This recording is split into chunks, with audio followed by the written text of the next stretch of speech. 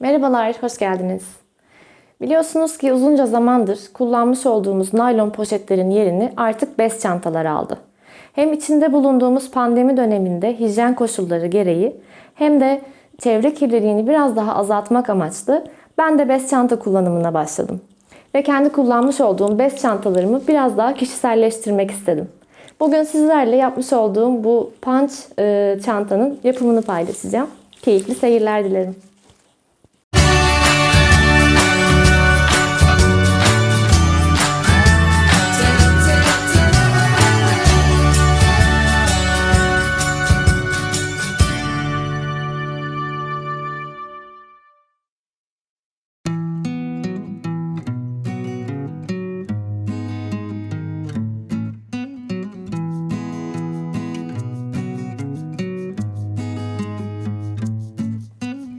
Benim çantamın üzerinde bu şekilde bir çiçek deseni vardı. Ben de bunu renklendirmek istedim.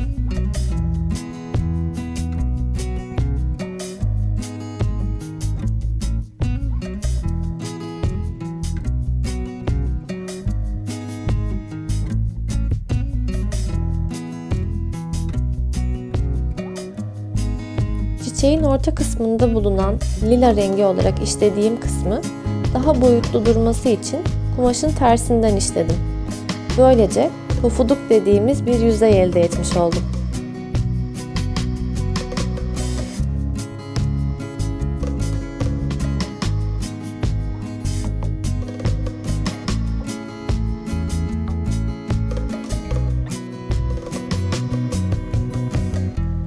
Dal kısmını klasik punch tekniği ile işledim.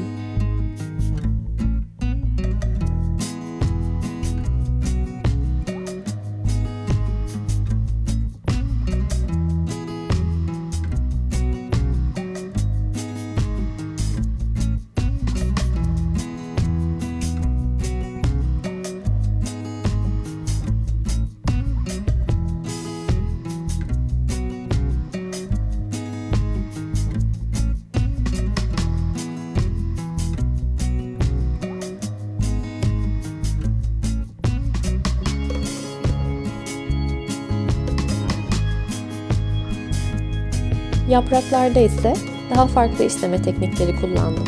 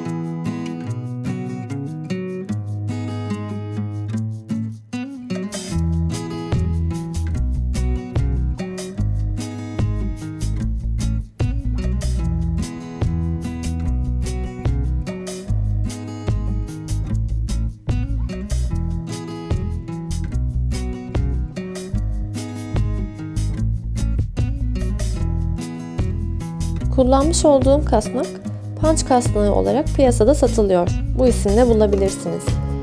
Kasnağın altında bulunan havuz kısmı düz bir zeminde punch işlemenize olanak sağlıyor.